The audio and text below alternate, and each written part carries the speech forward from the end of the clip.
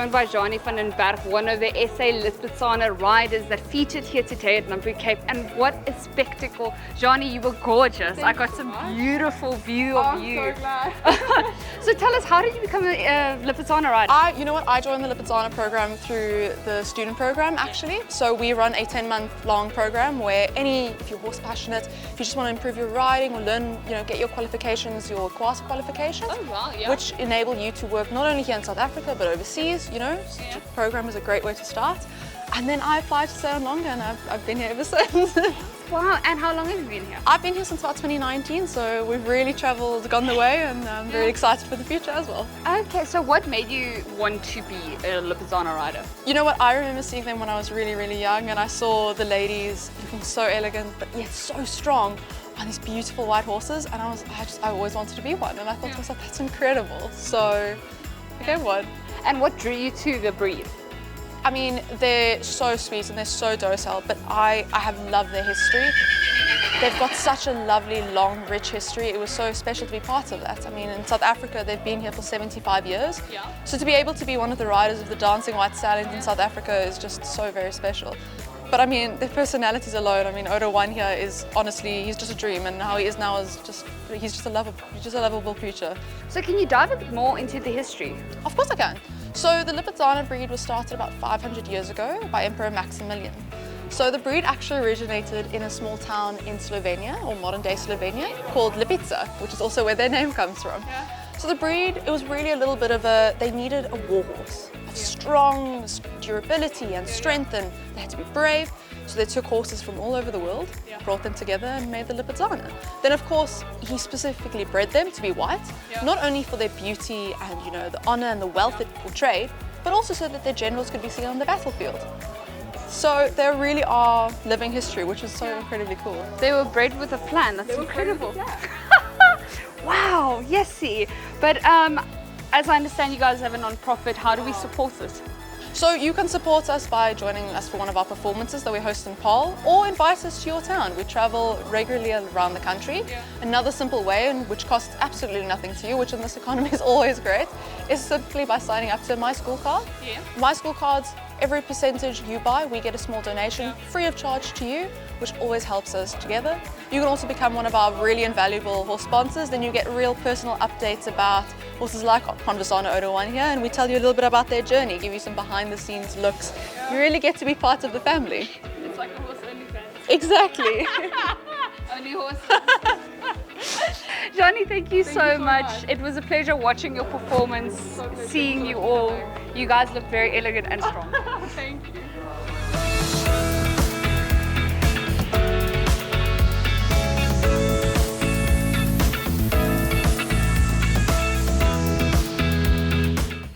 Ian, vertel vir my oor die Romagnola ras. Die Romagnola ras kom van Italië af, maar oorspronklik het dit die steppe van Rusland uitgekom en toe die Gote die Romeinse ryk binnegeval het, het hulle die beeste van die steppe af saamgebring. So geneties is die diere verskillend as die res van Europa en Afrika se diere. En hulle het toe, die Romeine het die krag en van die beeste besef. En vir omtrent 2000 jaar het hulle dit as hulle trekdiere gebruik. So gevolglik het die diere vreeslike sterk hoewe en baie sterk diere self. Ons het hulle nou kleiner geteel, maar hulle was oorspronklik die swaarste beeste in die wêreld. So die die beeste is toe in 1995 is hulle Suid-Afrika toe uitgevoer as 'n vleisras om die plaaslike beeste, as jy in 'n kruisteelprogram sou wou deelneem, daar's baie ander rasse ook, was dit een van die keuses gewees. So hoe is hulle temperament? Is dit 'n goeie dier om mee te kruisteel? Kyk, temperament het niks met kruisteeling te doen. Temperament het met hantering te doen. So jy kan nou sien hoe kalm en hoe rustig hierdie diere is. Nou gee gelyk hulle is mense gewoond nou as gevolg van die skou, maar as 'n reël omdat hulle so lank by mense gebly het en in stalle gestaan het in Europa, is die wildes onder hulle is uitgeselekteer. So hulle het 'n baie goeie temperament, hoewel die koeie baie kwaai is met hulle klein kalfies om hulle te beskerm, want daar was maar beere en wolwe en sulke goed ook in Europa gewees. Maar vir kruisdeling is hulle by uitstek goed omdat hulle baie klein kalfies het, baie goeie groei het, en omdat hulle nie verwant is aan die ander rasse nie, het jy maksimale basterkrag wanneer jy kruisdeel. So, hoe het ouma besluit om hulle na NAMPO Cape te bring? Maar ek verteenwoordig die ras se uitstalling hierso. Die beeste het 'n baie interessante eienskap en dit is 'n kwart van hulle hare is hols vir ysbeer. So hulle kan geweldige koue kan hulle trotseer. In Europa staan hulle knie diep in die sneeu. Maar in Noord-Transvaal en Limpopo dan lê hulle by 40 grade Celsius en hulle kan dit hanteer. En baie van die rasse in Suid-Afrika is ontwikkel uit die plaaslike diere uit wat nie nat koue kan verdra nie. Hulle kan droë koue verdra. Terwyl hierdie diere, omdat hulle uit Europa uitkom, verdra hulle nat koue. En dit is wat nou hierso is hoekom ook so goed aangepas is hierso, Ja, absoluut perfek vir hierdie tipe weer. En wat is mense se reaksie hierso by die skou? Ag ek dink dit is 'n unieke ding vir hulle. So dis 'n baie meer 'n petting dier op hierdie stadium vir klein kindertjies. Ek dink hierdie is die mees afgeneemste dier op die skou. Maar ek weet nie of daar baie mense is wat gaan diere wil kom koop by jou nie, maar daar is baie belangstelling om hulle dalk te kan gebruik in 'n kruisdeling op die Jersey beeste, want 'n Jersey kalf op dag ou die bulkalf is niks werd. Terwyl as hy 'n kruiskalf is, dan is hy seker 5-6 keer dit werd. Ja, as 'n vleis. So ons is nou besig om te kyk daarna. Ons sal hierdie kalf met 'n baie fyner bil is. Hom aanvanklik gebruik om seker te maak dat ons nie kalfprobleme het nie, maar ek is nie bekommerd nie. Hulle het as 'n reël baie klein kalfies. Hoekom het oom hulle kleiner geteel? Ons het eenvoudig kleiner geteel oor hulle sulke reuse diere gewees. Dat is nie aangepas vir Suid-Afrika nie, want jy moet onthou 'n dier moet sy liggaam in stand hou. En hy tussen 2,5 en 3% van sy liggaamsmassa het hy nodig as droë materiaal. So as hy 1500 kg weeg, het hy 45 kg kos nodig. As hy 1000 kg het hy 30 nodig. En dis nie altyd so dat daar baie kos is nie. En daarom is hulle te groot gewees vir die Suid-Afrikaanse toestande gewees. Ek sien. Rian, hierdie was ongelooflik waardevol wat ons nou hieroor gepraat het en ek is persoonlik baie lief vir hulle. Ek het tot 'n koe hierso wat baie belangstel in my mou. Ja, ek weet. Dankie vir oom.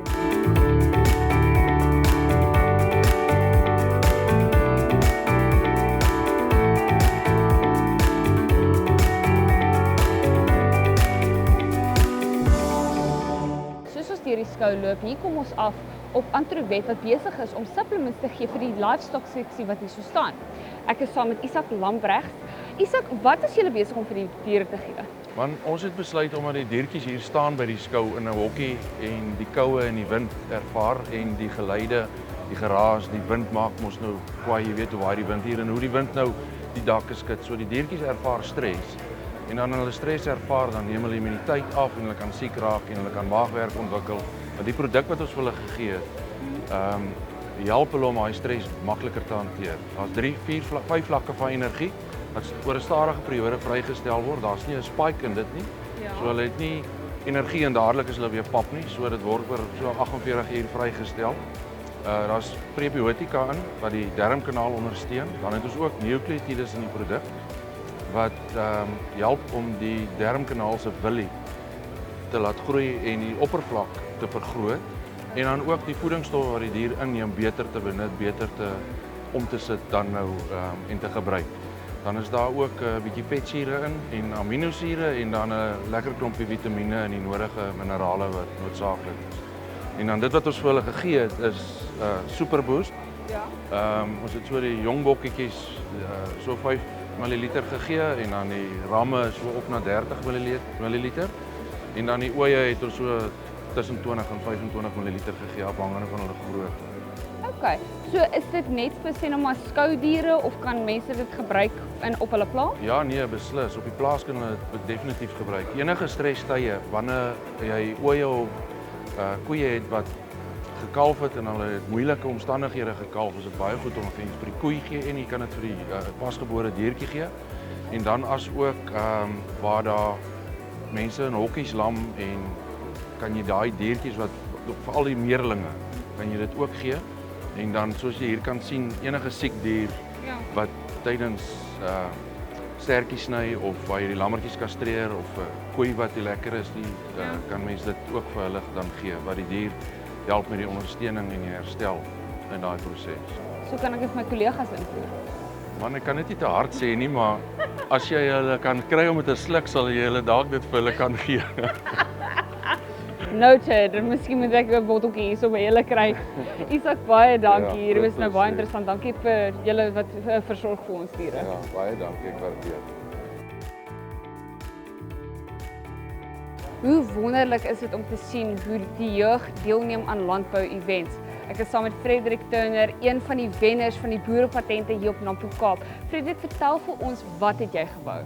Ek het 'n outomatiese skaapvoeder gebou. Dit is oorspronklike idee gewees van my pa in 1997. Oh wow. Ja. En toe dit die jaar na my beurt is om 'n landboutegnologie pad te bou, toe sê hy, "Hierso is die idee, bou dit net vir my asseblief." So dis waar die idee vandaan kom en dis wat dit voorgebou is. Okay, so hoe werk hy?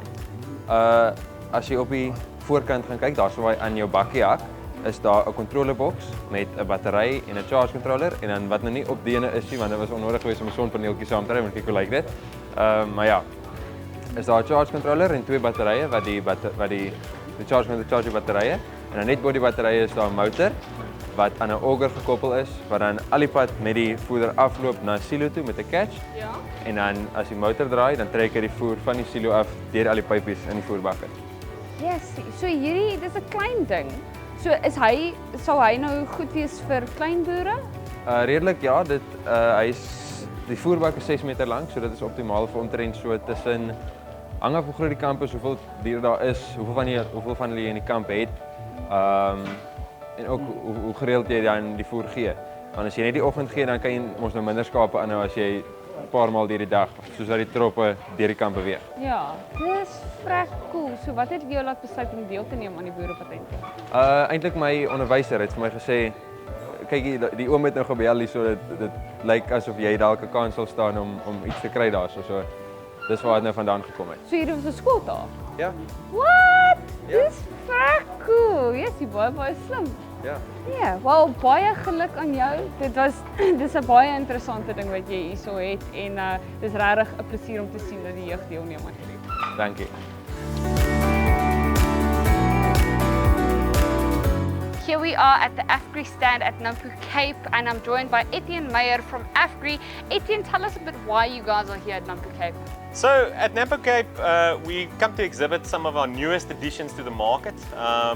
For me, I work for AFGRI Equipment and we've got our own branded sprayers over here.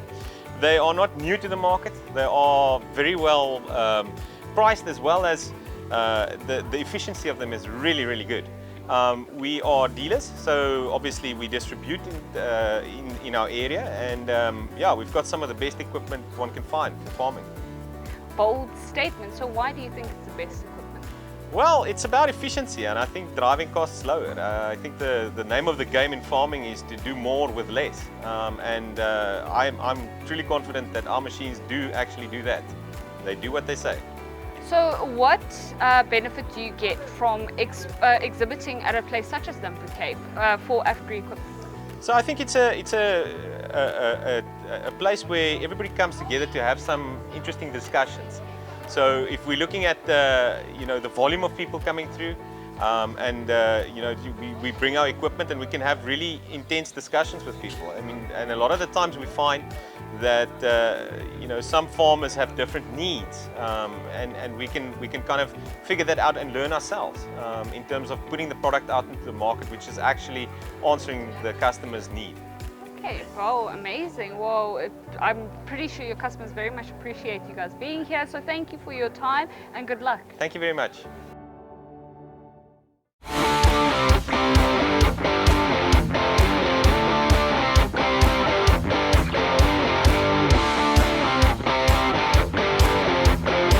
As South Africans, we love our bakkies and we love our 4x4 vehicles. And what better place to test out these vehicles other than the 4x4 track here on the NAMPO Cape ground. We're chatting to Grant McPherry to learn more about a 4x4 vehicle and what constitutes of a good 4x4 vehicle track.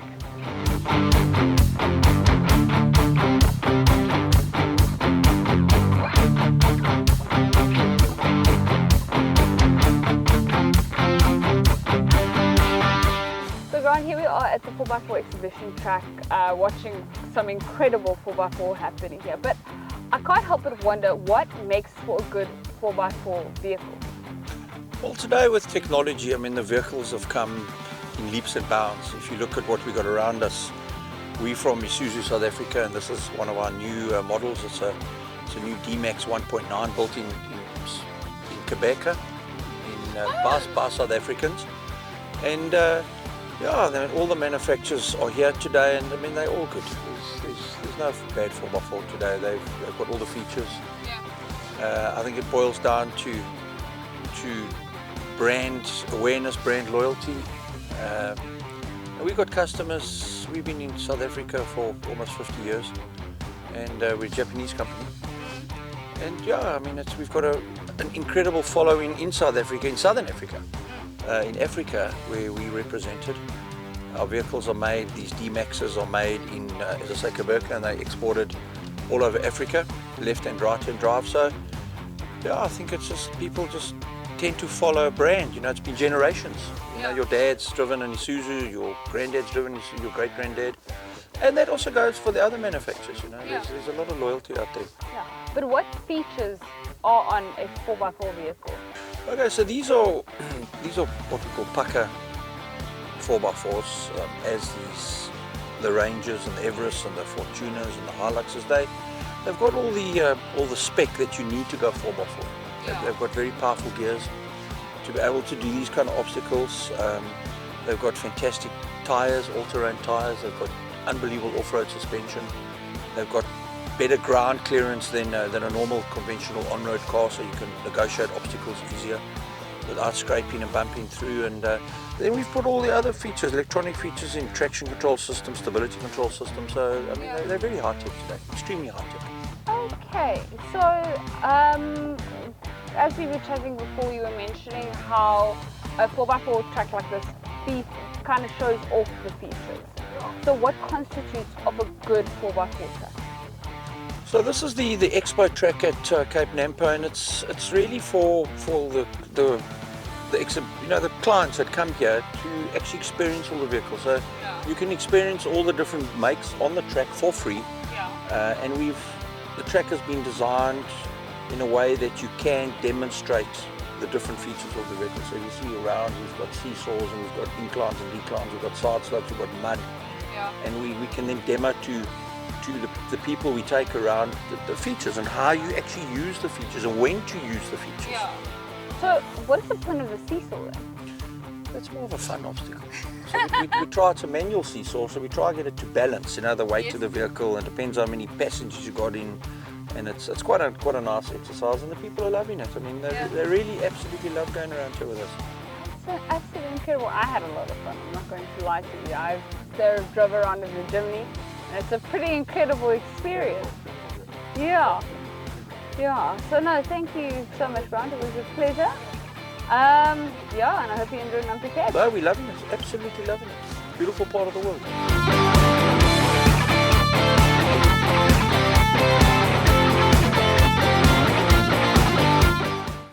'n geleentheid soos die is nie moontlik sonder sy organiseerders nie, en ek is saam met Dirk Strydom, die hoof van bemarking van NAMPO.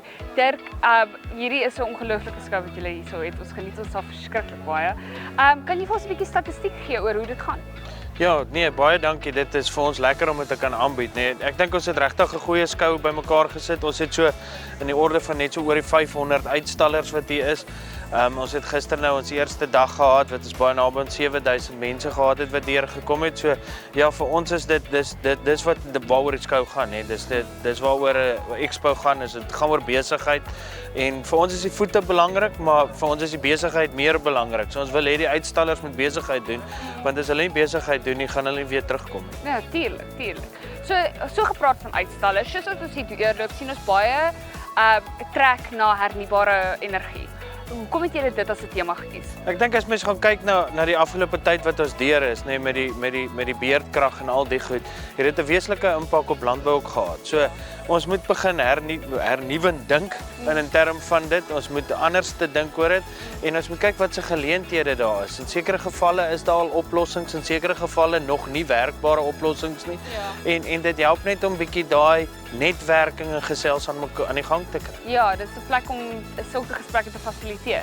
So, wat is van die hoogtepunte wat hier by die skou gebeur? Ja, ek dink van die hoogtepunte is daar's verskeie launches wat plaasvind. Ja. Wat ons nuwe goed bekendstel en dan weet ons ook die perde is 'n groot aftrekking, Lipizaners wat hier is een groot aftrekking. Jy sien sommer wanneer hulle aan die gang is, lyk dit so of die park leeg raak en dan weer vol.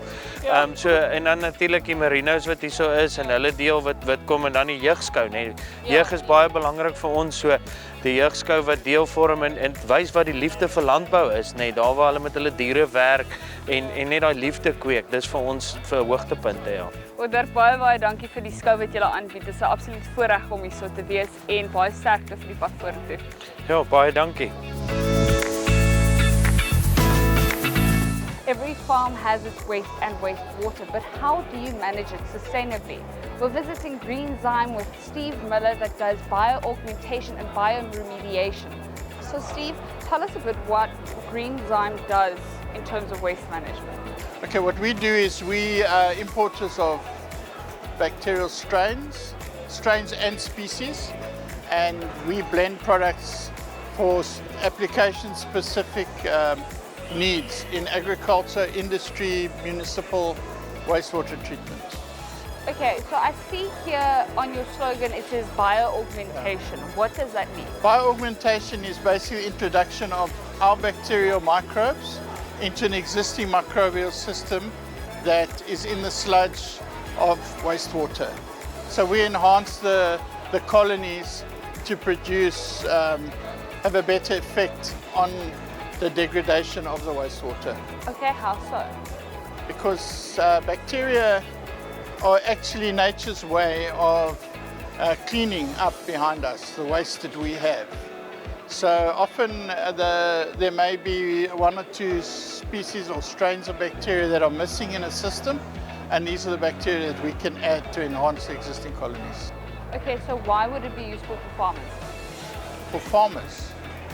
Well, basically one of the biggest problems we've had, or we solve for farmers, is the odor problems they have with the neighbours. The neighbours all complain, especially with piggeries and poultry farms, and the neighbours complain, and then the farmers get it in the neck, and then the government comes out and they give fines if your wastewater isn't up to the right standard and if you are a nuisance to the community. And that's why we treat our product. One of the biggest and the first results you see with our product is the reduction in odor. And because the bacteria actually take away the nutrient source or the food for what we call SRBs, which are sulfur-reducing bacteria, and that's what causes the smell of those bacteria. So our bacteria scavenge for all their food, all the sulfur, the phosphates, the hydrocarbons in the system, and the bad anaerobes or microbes can't exist anymore, so they disappear. Even get rid of E. coli, because we take away the food source for them, and our good bacteria stays and carries on cleaning up. How do you test? Do you run a sample and then add or check? No, not really. We can do that. We can send samples away to the States to labs, but it costs quite a bit of money. So we just run trials of 11 weeks. It takes up to 11 weeks to stabilize a large system completely. But the results are within days as far as odor goes. And Once that goes, we can start reducing the sludge in the system. We can reduce the sludge by 65%, which prolongs the life of a dam, so that the farmer and municipality doesn't have to add to their infrastructure, which is very expensive. Buying land, building dams, buying pumps. Yeah, it's quite an operation. So this is, in the end, sustainable waste management? Yes, and it's not new technology. It's been around since we all started on Earth. So it's just nature's way of cleaning up. We just enhance it. All natural, all green. We have no chemicals in any of our products. Wow. So farmers are interested in effective waste management that won't cost an arm and a leg. This is bio-augmentation is the way to go. We also have a range of odor neutralizing products, which are basically made in France. They're distilled from essential oils, geranium, lavender, and a few others. And we use those, the farmers and the municipalities use that. They build a barrier around the dam. And when the neighbors complain, they switch the misters on, and it encapsulates the smell, so the neighbors are no longer affected by the smell. Sounds like cheating. Well, don't we all do it? I mean, we all put perfume and anti-deodorants on, anti-perspirants, and getting the essential oil products from France, they're the only people that know how to make perfume. You ladies would know. Okay, well, Steve, thank you very much. This was very enlightening. Thank you.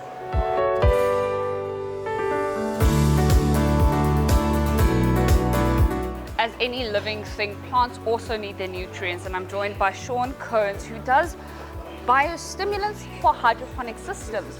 Sean, talk us through this product of yours. Okay, so thank you once again for the opportunity to share about our product. Ibertech is a natural organic biostimulant that helps the plant to take up nutrients efficiently and also then to improve the overall plant health as a whole. Because we know that healthy plants produces healthy fruit. You know, how do you keep insects away? You keep the immune system of the plant. And I always like to say, feed the plant like you feed yourself. So Ibertech does that job. Ibertech works in conjunction with other fungicides, and it's not the silver bullet in agriculture, but it can be used with other fertilizers to increase the efficacy and the efficiency of how that plant takes up the nutrients. Okay, so how do you manage to keep it as an organic product? I mean, as we understand, a lot of products added to plants can be toxic or have toxins in that aren't necessarily good for people, as it has been shared. So what makes it organic? Well, so we're in the process of having it certified with Control Union, which is part of EcoCert. But what makes it organic is that it's a natural plant extract. So it's a plant that is harvested. Actually, it's a negative weed that farmers hate because it actually grows around the kraal. And if sheep eat it, they have something that's called waterpens that bloats them. So, you know, farmers, this is a nightmare for farmers. But what we've done is in the Namaqualand, it grows very much in the dry areas, Namaqualand, the Northern Cape. And because many of those communities cannot farm, they cannot farm unless you're doing sheep or those things. So because this weed grows so quickly and it's available, we've encouraged the communities to start growing this so that they can sell the wet material back to us. And we then basically created a bioeconomy out of the supporting communities, but at the same time bringing value to the farmer. That's incredible. So if you use this product on your plants, would you be able to eat it the next day? Is there a waiting period? So basically, that's the benefit of Ibertech. Ibertech is like I said, it's a natural organic biostimulant. It's a plant extraction which is used with alcohol fermentation and those things. And so you're definitely able to. I mean, I always show the people, if it's good for me, it's good for the plant. So I normally about 5 drops a day, and I'll drink it. And yeah, so they're like, and I'm like, yeah. If it's good for me, it's good for the plant. Look at my beard. As I said, all living things need nutrients. So absolutely, absolutely, and you know, because it's got the antifungal properties and those things, it helps the plant also with disease, increases your bricks. Within 4 to 7 days, your plants will be greener. Biotic stresses, waterlogged. So it just builds the immune system of the plant to be able to withstand the extreme conditions. That's incredible. Wow. So last question, how did you come up with it? So basically, Seed to Harvest, I'm the founder and I'm the group CEO. We are based in Lesotho, in Zambia, in Namibia, and we operate all in the whole of South Africa. So as a company, one of our flagship products was something called BioBoost. Oh, yes. Yeah, BioBoost. We have a host of products that we have, but BioBoost is what we formulated, and then we started taking on, we collaborated with the University of the Western Cape, who formulated this with the patent holder, Professor Jeremy Claassen, and we've taken this as the exclusive marketing and distributing agent for them throughout the country. That's incredible. But this is quite a magnificent product you've got here. Absolutely. Yeah, but I hope you're having a fantastic NAMPO Cape. No, and I am, and I must tell you that the one benefit is that you only need 1.5 liters of this product per hectare. So your cost per hectare at under 600 Rand, you're able to spray and feed your plants at under 600 Rand. So it makes it very cost effective. Less is more. Yeah, and sustainable. Absolutely. It's incredible. Well, Sean, thank you so much for your time and have a great NAMPO Cape. I will, thank you. Soos baie mense weet, het NAMPO Cape 'n baie lank en diep geskiedenis hier in Bredasdorp. Dit is ongelooflik om terug te kyk daarna, maar ook om te sien wat NAMPO Cape 2023 so spesiaal maak. Ek gesels met Henk Aghenbach, een van die oorspronklike mense wat NAMPO Cape gestig het 30 jaar terug, toe dit nog Mega Week was.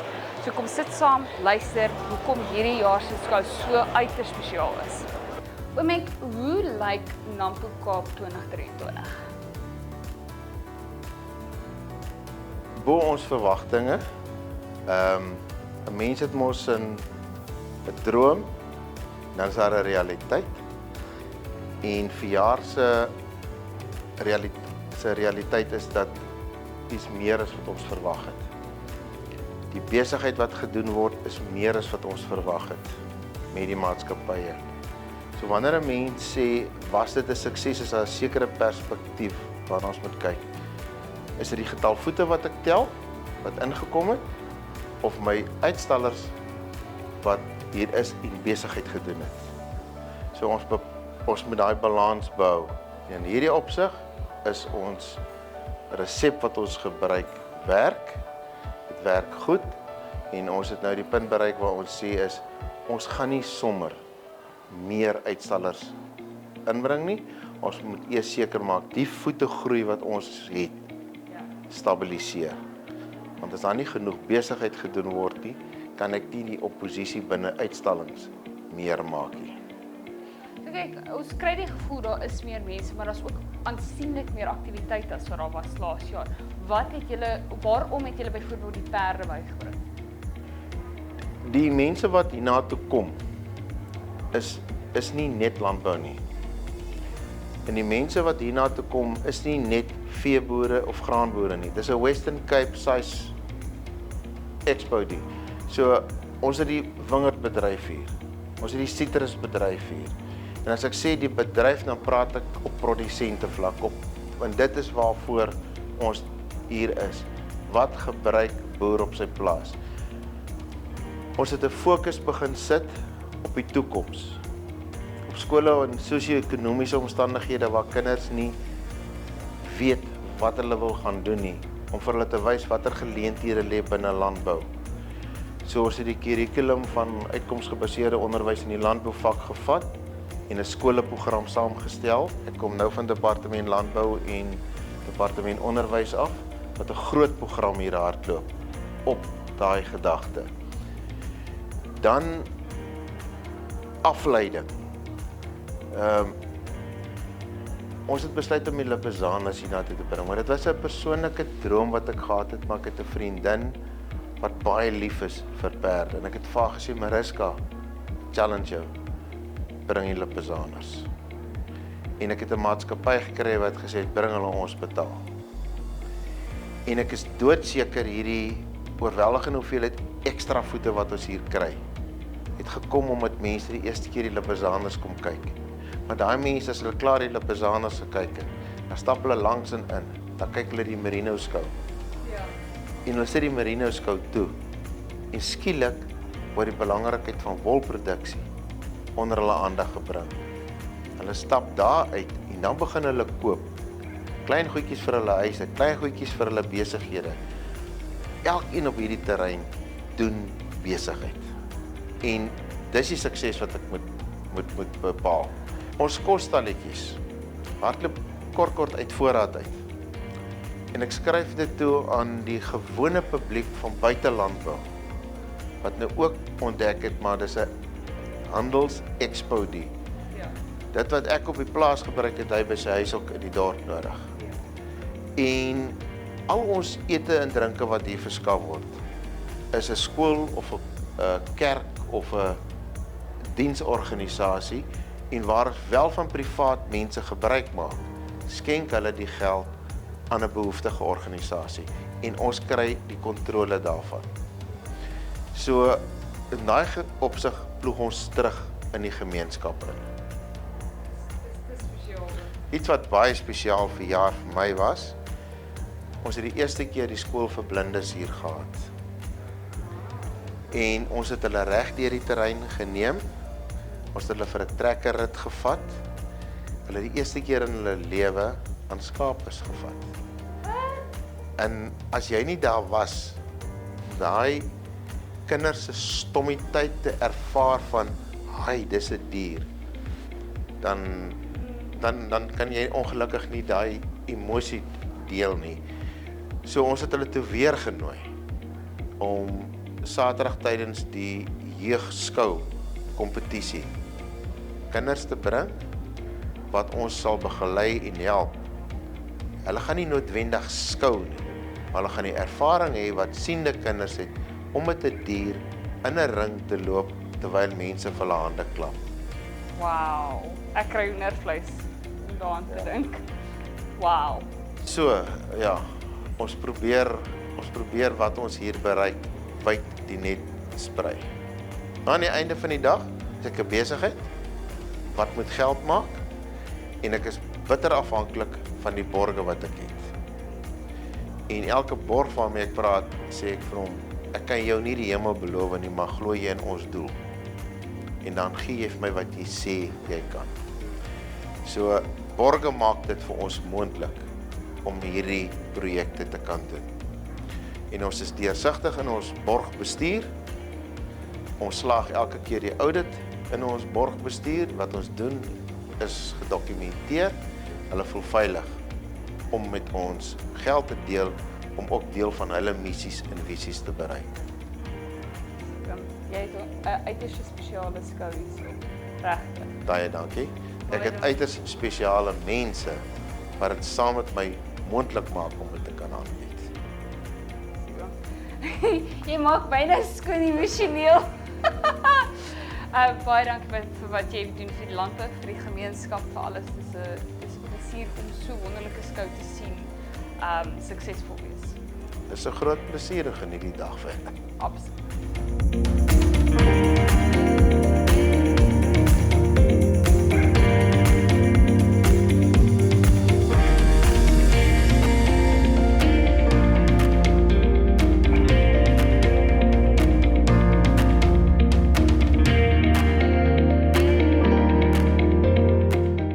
Landboujeug is die toekoms van landbou en dit is van uiters belang om hulle te ondersteun in enige manier moontlik. NAMPO Cape het die ekstra myl gegaan deur die Oeverberg Landboujeugskou aan te bied, as ook die Pionier Skool vir Blindes in te sluit in hierdie jeugskou. Ons gesels met Willie Hall, een van die beoordelaars by die jeugskou, as ook een van die studente se Nel Moussou, om te hoor oor sy ervaring hier op NAMPO Cape.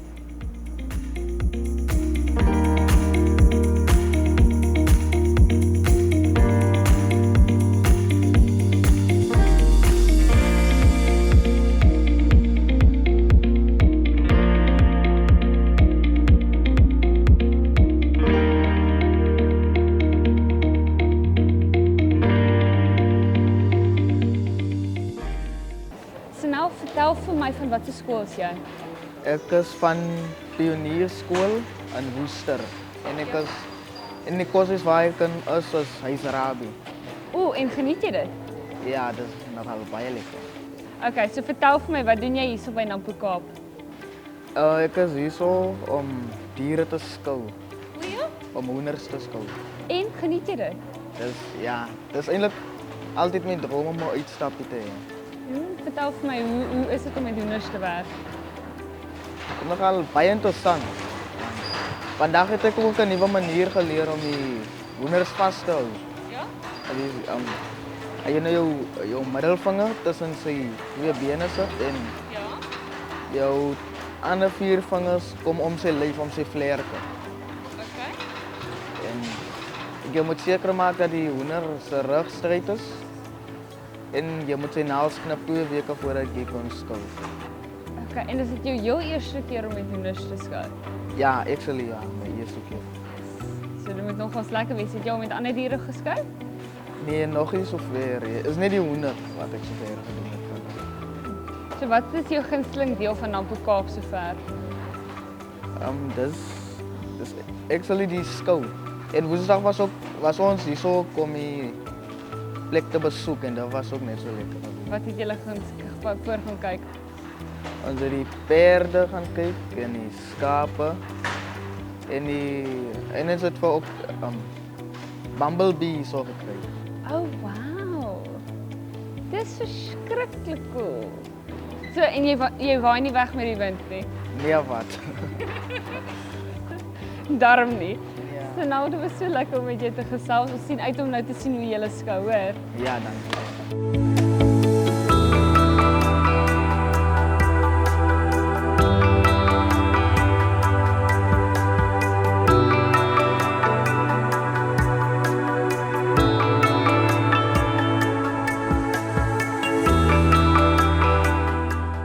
Willie, vertel vir my, vandag skou die skool vir blinde kinders vir die eerste keer. Hoe gaan dit werk? Ons gaan begin met hulle, dis nou 'n nuwe ding vir ons om te begin met hulle, om vir hulle te wys presies hoe skou jy met 'n hoender. En omdat hulle nie so goed kan sien nie of glad nie kan sien nie, gaan dit baie, soos hulle sê, die Engelsman sê hands-on, dit gaan baie gevoel wees wat hulle mee moet voel. En hulle gaan kyk na sulke goed soos die kop, gaan die koppie moet voel. Hulle gaan die hoender self moet voel. Voel of hy sy vere, kyk na sy vlerkies, voel sy vlerke, voel sy vlerkvere. Laat hulle kan voel presies hoe daai hoender moet lyk, hoe sy pote moet lyk. Want soos hierdie ene wat veerpote het, moet hulle weet die vere, hy moet so veertjies aan die tone hê, of hy moet 'n gladde beentjie hê, hy moet so 'n lang been hê. Dis alles goed wat ons met hulle kan doen en dan na gelang van die hoenderras wat hulle skou, gaan ons dan vir hulle wys presies hoe hulle die hoendertjie moet skou. Dis waaroor dit gaan. Wat 'n bietjie moeilik is met hulle as jy begin kom na die wasslag, na die voorbereiding vir die skou. Want kyk, die skou bestaan uit 3 afdelings. Die ene is die skoumanskap, wat die belangrikste ene is hoe hulle die hoender skou. Die ander een is die voorbereiding vir die skou. En as jy voorbereiding vir die skou doen, dan moet jy die hoender was. En dit gaan 'n bietjie moeilik wees om te keer dat die kop nie onder die water gaan en so aan. Ons sal hulle moet leer om die koppie vas te hou en hulle dan so te leer hoe om die hoendertjie te hanteer. Ja, so is dit nou deel van die opleiding wat hulle kry? Dis deel van die opleiding wat hulle gaan kry. Vandag nou nie soveel nie. Ons wil nie hoender was en nie die weer nie. Die weer is nie met ons nie. So ons sal hulle maar op 'n later geleentheid by die skool self gaan leer hoe die hoender moet gewas word. Kyk, ek sê net, jy kan hom blou draai buite deur hom net vas te hou. Hy sal baie vinnig droog wees. Hy gaan baie koud kry want die wind is baie koud. So wat het gelei tot hierdie opleiding om hulle te betrek in die reën? Die belangstelling het gekom van een van die onderwysers af. Die onderwyseres het my geskakel en gesê maar hulle wil die skou die jeug betrokke kry of die Elsen jeug wil hulle betrokke kry by die skoue en dis waarna ons nou werk.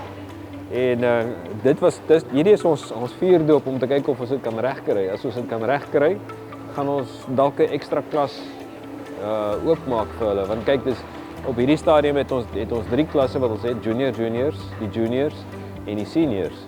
En ons gaan dalk nou dan 'n 4de klas oopmaak vir Elsin, wat hulle op 'n ander manier beoordeel word as wat ons die normale beoordeling vir die kinders gaan doen.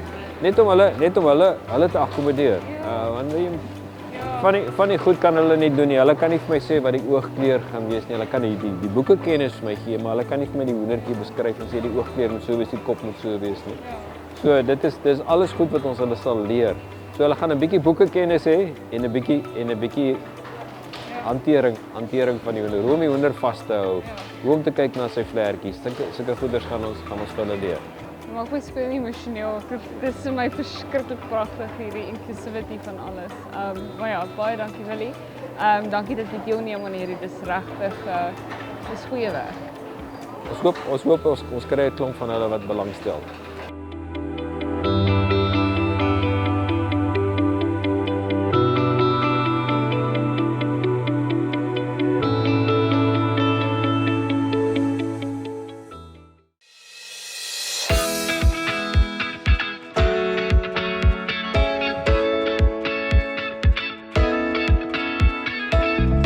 In contrast to the agriculture, there's a lot of commercial stuff happening here, as well as exhibits. And one of the most incredible exhibits I have personally seen is this fish printing exhibit, if I can put it that way. And I'm joined by the artist herself, Liz van den Berg. Liz, can you talk us through, what do you call this art, firstly? Yeah, okay, sure, thanks. It's called gyu taku. It comes from Japan. Gyu is fish and taku is rubbing. So it's basically was originally a way for the fishermen to prove what they'd caught. They've got their chap or their hanku, which is the red stamp. And then it would show you, I've caught this many fish, they were this big, you need to give me this amount of money. And that is how it started, and now it's kind of a decorative art form. And in South Africa, I use it as a way to pay homage to our national heritage, our beautiful fish, our beautiful coastline, and a lot of conservation comes into it as well. That's incredible. So how did you get into it? I had a friend who went to Japan, and one afternoon she just said to me, I'm going to show you something really nice. And I was a bit like, I don't really want to touch like a fish, and I was very squeamish, and I've been practicing for about 13 years, and I've gotten better and better at it because I've become more and more confident with what I'm doing, and now it's a way for me to really experience coming to nature, and I'm passionate about it, and I'm passionate about our nature in this country and the fisheries and conservation. It really all comes together. Beautiful. So I'm looking at your artwork and there's a lot of detail to it, but what really attracts me is the eyes. How do you get the eyes so perfect with just ink? Yeah, the eyes are a thing. When you've done your print, you don't ink the eye, so it prints blank. And when you see a print that hasn't been, like you haven't done the eye yet, it kind of looks lifeless. And the minute you put the eye in, it really brings the thing alive. But the eye is it's really hard to do because it's the whole window to the soul. It's the expression. And the masters in Japan do it in one brushwork, one brush stroke. Whereas I tend to shade a little bit more. And so it's like hand-drawn? It's hand-drawn, yeah. And so you try to get the angle of the light. Like when I look at your pupils now, I can see where the light's coming from, and I can see your expression and your energy. And yeah, it gets deep. Yes, wow. We're going to stand here for hours if we start talking about that. So can you briefly talk us through the process? You had a whole demonstration here. Yeah, so essentially you use the fish or the octopus's body, you lay it down. The key with gyu-taku is to make it as natural as possible. You show the fish in the best light, no damage, it mustn't be cleaned, it must be perfect.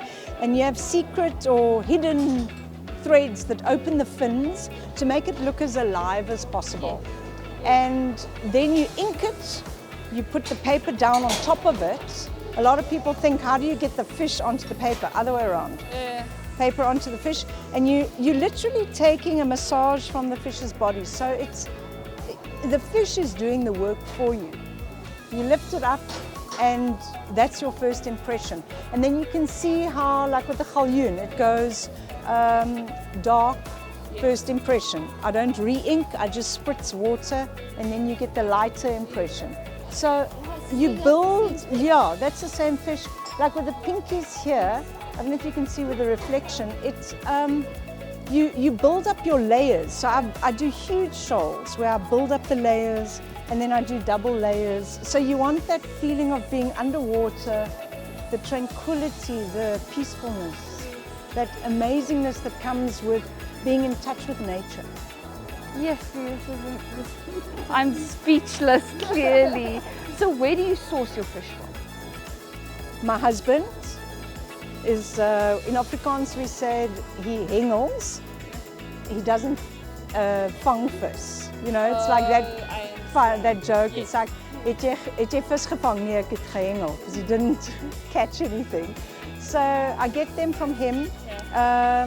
I also have friends that are all over, sending me interesting things. Wherever I go in the world, Japan, Madagascar, Natal, KwaZulu-Natal, I take paper with, I print, I find, like in Zambia, I find local fishermen, I buy fish from them, I print it. And then if it's like dire and nobody's catching, I go to fish shops and I buy, that's where the octopus are coming from. Ah, I see. Yeah. This is so cool. We really enjoyed your demonstration. Thank you. It's incredible and I honestly commend you for keeping this kind of art alive. It's genuinely adds to our history. Thank you very much. I appreciate that.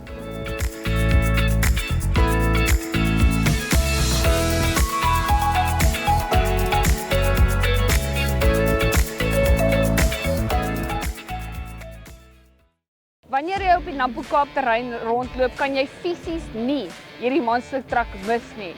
Hierdie trok is gebou deur Alfonso loods. Alfonso, hoekom het jy so moeë getrok? Man, dit het begin in 1999 met my pa, toe hy die oliebesigheid begin het. En hy wil 'n voertuig hê of 'n aantrekkingspunt vir die oliebesigheid. Want dit is baie moeilik om olie uit te staal. So toe besluit hy om die Bigfoot te bou. Want ons is maar almal groot karmense, ons hele familie is verskriklik lief vir karre. Ja. En hy het die bakkie begin in die ingenieurswerk gedoen en die ontwerpwerk en ek het baie van die kleiner goedjies gedoen want toe was ek nou nog nie so goed met my hande soos wat my pa was nie. En ja, en toe het ons nou 'n paar maande terug weer die bakkie begin oorbou om hom sterker te maak en om bietjie meer nuwer goed met die voertuig te doen.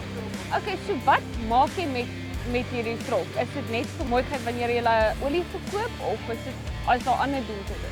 Ons het hom al verhuur vir advertensies en flieks van die mense van oorsee kom skiet. Ja. Die interessantste was laas jaar November het ons 'n advertensie gedoen vir Mountain Dew Koerant en hulle het daai advertensie by Klein Klaasie kom skiet en ons het met die bakkie oor 'n klomp karre gejaag en gespindende kere gegaan en hom gespring ook. Ja. Ja. Dis goed, doen jy die stand self? Ja, ek doen al die stand self. O my siel, hoekom? Nee, ek is nou nog nie so wat ek ander mense vertrou om die voertuig te ry nie. Ek ja, mense is maar erg oor die goed wat jy self bou. Ja, maar karmense veral, nee. Yes. Wat kan ons bietjie binne gaan sit? Natuurlik. Wag, ek ons maak 'n plan.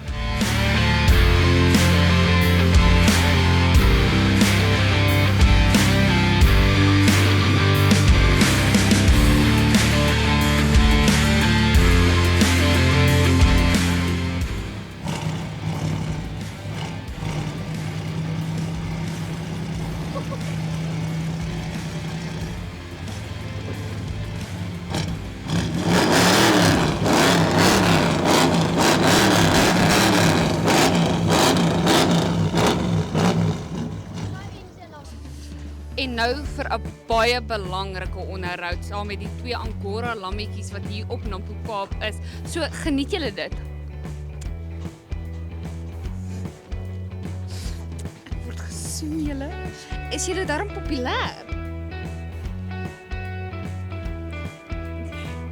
Ek vat dit as 'n ja want wie kan hierdie resist? Word julle goed gevoer?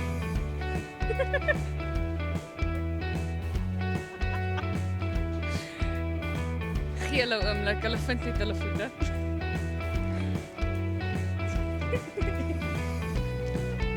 Hulle word definitief baie goed gevoer hierso. Maar dit is al van ons kant hier op NAMPO Cape. Baie dankie dat jy deurgeklik het en landbou voorspoed.